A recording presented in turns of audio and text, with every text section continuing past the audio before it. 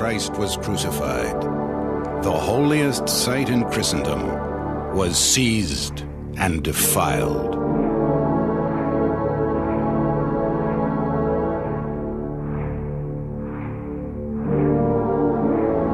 The Pope beseeched all Christians to unite in a great crusade. Go forward boldly as knights of Christ, hurrying swiftly to defend the Church.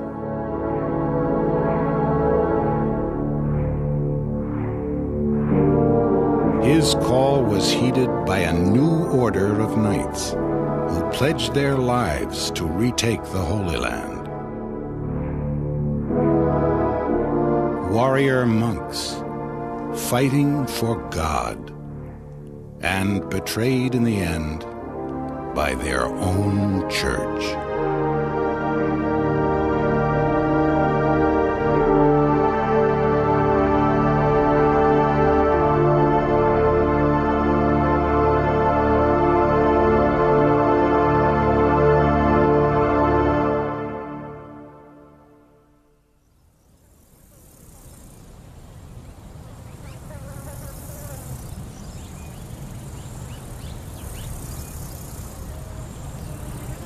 In 1189, the Holy Land is a battleground.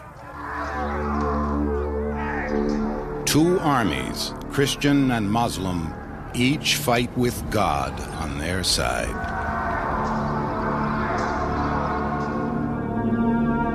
At the place of honor in the Christian lines, Gérard de Riefort commands Allah's worthiest foe, the Knights Templar. These men, brave and rigorous in arms, have struck hard with frequent attacks, both secretly and openly, so that those who previously terrorized us now regard themselves as most happy if they are permitted to live in peace. So terrible are the Templars that the great Muslim general Salah ad-Din, as generous as he is shrewd, has shown them no mercy. The fiery heart of the enemy, he calls the Templars. These, more than all the others, destroy the Arab religion and slaughter us.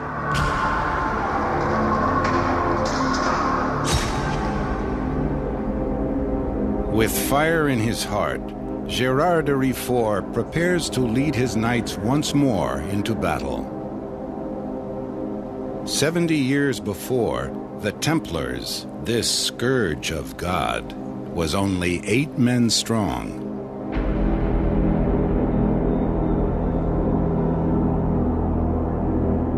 On the road to Jerusalem, 2 French nobles saw the light. Hugh de Payon and Godfrey de Saint-Omer, traveling with 6 other knights, vowed to safeguard the progress of pilgrims to the Holy Land.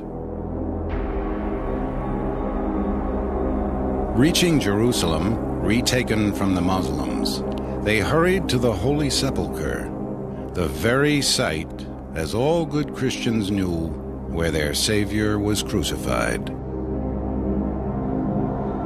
There, as all good pilgrims did, they etched a cross in its stones.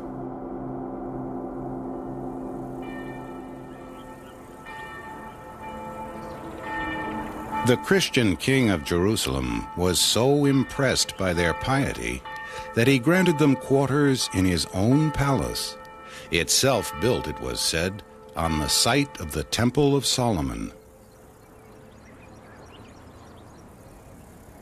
The band of brothers came to be called the Poor Knights of the Temple of Solomon, the Templars.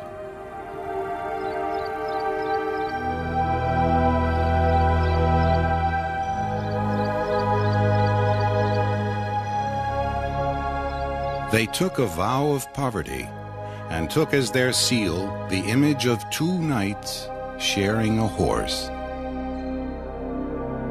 Nurtured by the Pope himself, the new order flourished. To buy their own salvation, noblemen gave the Templars armor, horses, and land.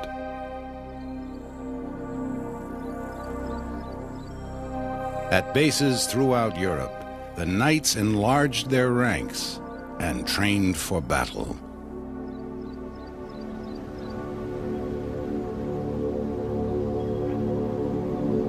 Soon, from their own storehouses and monasteries, the Templars were sending supplies and men to the Holy Land, the sons of nobles who had spent their youth preparing for war. Among them, a young Flemish knight, Gerard de Riefort.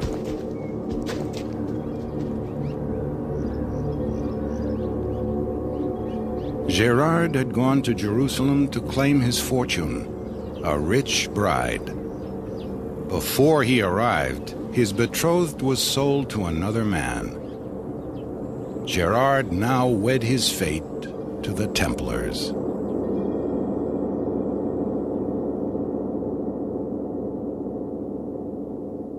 Other knights hired themselves out as freelances. Other knights defiled themselves with wealth, pillage, rape. As a Templar, Gerard donned the white tunic of poverty, humility, and chastity.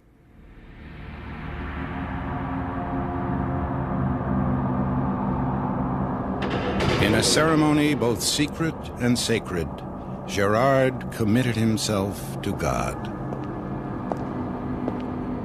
You seek what is a great thing, but you see us from the outside.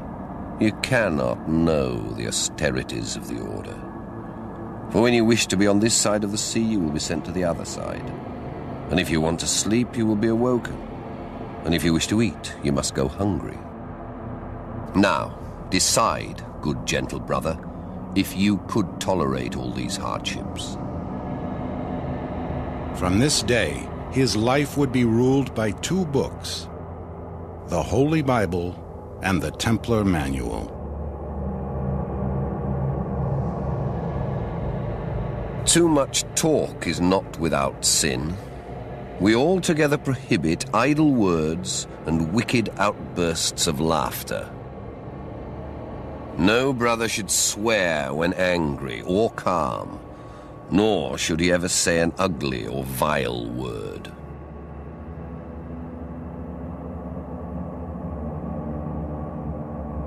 Unlike other knights, the Templars cut their hair short and grew beards.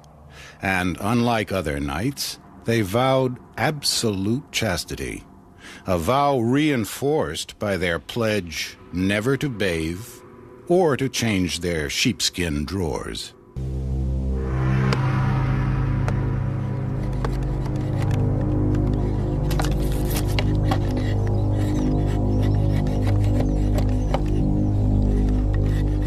On a crisp morning in October, an order passed through their camp. Gerard de Riefort made ready for battle. He first donned a quilted jacket to pad his torso, then 20 pounds of mail made of thousands of interlocking ringlets, small enough to deflect an arrow. Over his armor, a surcoat to protect the metal from rain, sand, and the Mediterranean sun. Then a hood of mail to guard his neck. And last, his iron helmet.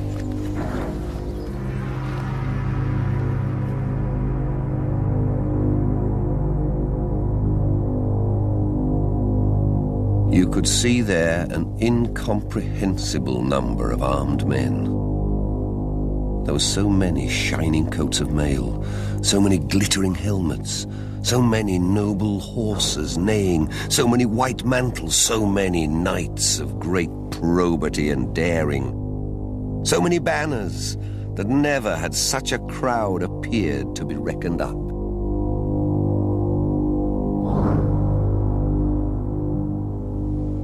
The Templars rallied by their Grand Master and their banner, black and white, a reminder of the battle between good and evil they were called to fight.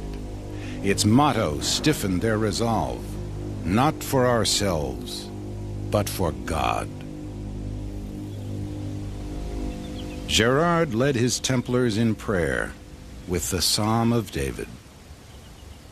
Not unto us, O Lord, not for ourselves, but for God. The two enemies were as unlike in warfare as they were in faith. The Crusader knights fought at close quarters, hand to hand and heavily armed. The Templars fought as a formation. Their discipline was scorned by their comrades, but respected by their foe. Their first attack is the most terrible. In going, they are the first. In returning, the last. Lightly armed and cool-headed, the Muslim horsemen struck like hornets and fled just as fast. Unlike the Crusaders, they felt no shame in fighting at arm's length, nor in living to fight another day.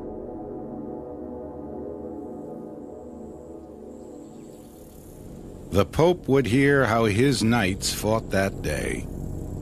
On the 4th of October, we joined battle.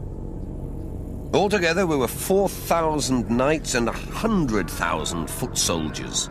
However, our enemy Saladin had 100,000 knights. Nevertheless, we were armed with the sign of the Holy Cross. The Templars charged. They held their lances low to pierce Arab armor. Coming to blows, they lashed out with their swords. Those who fell to the ground fought on, with sword or axe. Victory or death, or disgrace.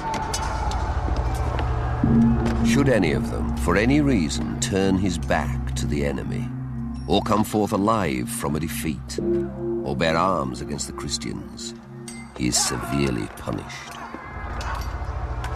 The white mantle with the red cross, which is the sign of his knighthood, is taken away, and he is cast from the society of his brethren, and eats his food on the floor for the space of a year.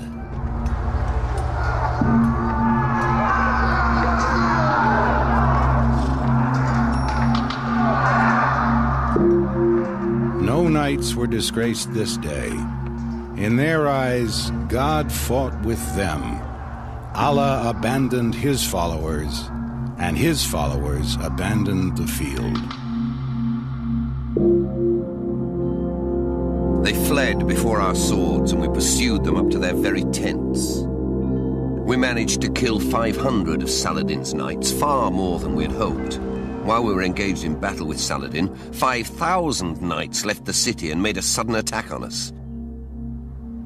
We still managed to hold up against Saladin on one side and offer courageous resistance on the other, before retreating to our camp. But for God, our men were killed on that day. Among them, their Grand Master, Gerard de Rifort.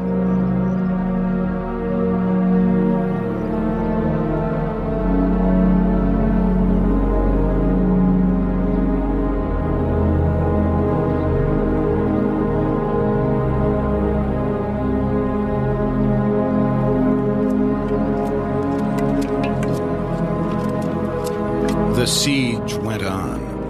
Among the Crusaders, food was scarce, disease rife.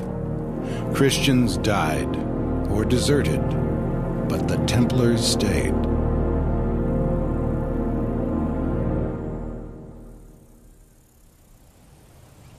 It was beneath knights to do such menial work as breaking down walls. Instead, they undermined Acre with money. With Templar gold, the Crusaders bought siege machines. Led by the English king, Richard the Lionheart, the Christians spent the summer of 1190 trying to breach Acre. They filled in the moat and brought up battering rams. They wheeled a siege tower toward the defenders, but the walls were too strong. After 2 years of holding out, the city was defeated by starvation.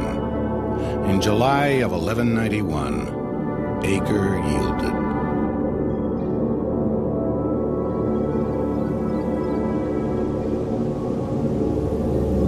A month later, ignoring the Templars' advice, Richard pushed on to Jerusalem and was beaten.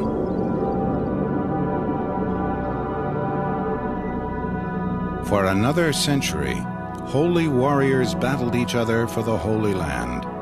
Across the sands of Palestine, Christian armies, multitudes up to 100,000 strong, flowed and ebbed.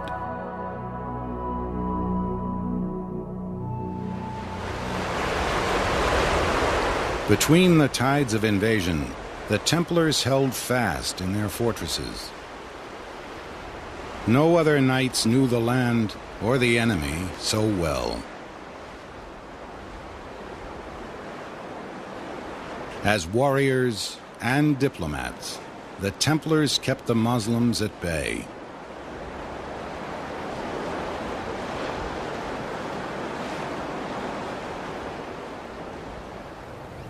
In 1291, 100 years after the fall of Acre, the Templars were again fighting for the city from inside.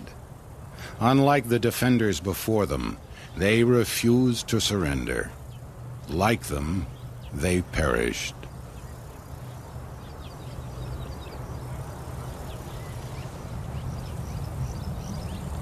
The Templar Code forbade the expense of burying a knight. Instead, his body should be thrown to the dogs. At Acre, the dogs ate well.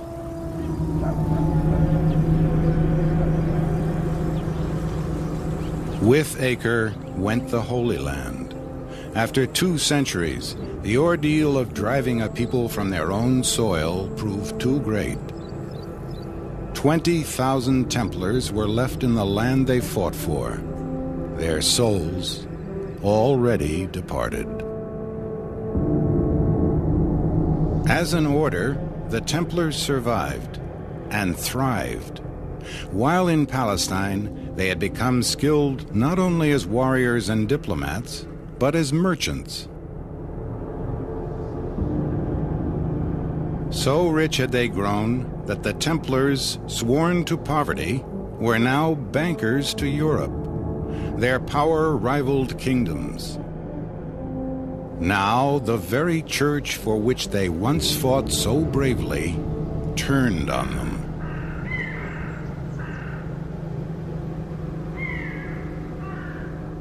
Philip IV, King of France, feared their power and coveted their wealth. With the Pope, he plotted their ruin.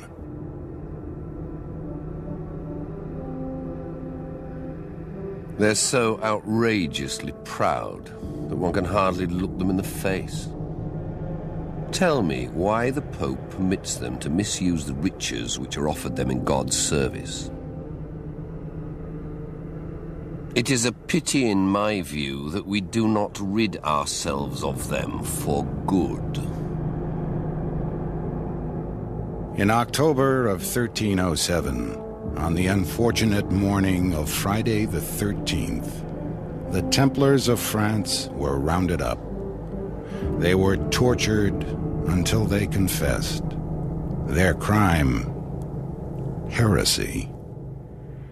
They were burned at the stake, and the proud order of the Templars went up in smoke. The Christian Church had once condemned war until Christian soldiers fought for God. From the ashes of the Templars, this ember would smolder. The idea of a holy war, a crusade, a time when God takes sides.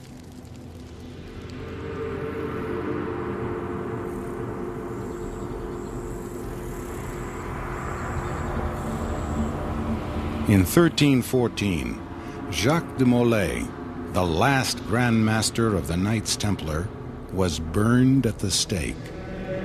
Legend says he cursed the Pope and the King. "Next year," he swore, I shall bring you to stand judgment before the Almighty. Within a month, the Pope was dead. 7 months later, the King of France fell from his horse while hunting and died. Perhaps God had chosen sides.